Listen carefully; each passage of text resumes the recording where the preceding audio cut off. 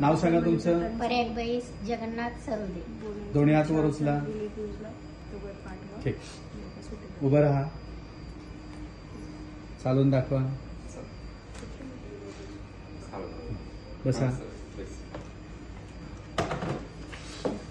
या. त्यांना काय त्रास आजार झाला होता सांगा.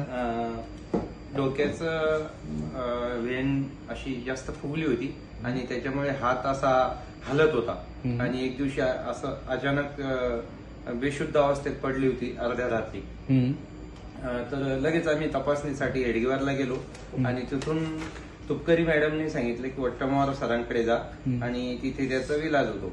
मग याच्यानंतर आम्ही अपेक्स फिनिक्स मध्ये सुद्धा गेलो, पण कंदरफळे सरांनी सांगितले की बेस्ट ऑप्शन आपलं वट्टमावर sir. Thank you very much. Operation कोणतं झालं. मेंदूचं दुर्बीनद्वारे कॉइलिंग केलं. अरे वा.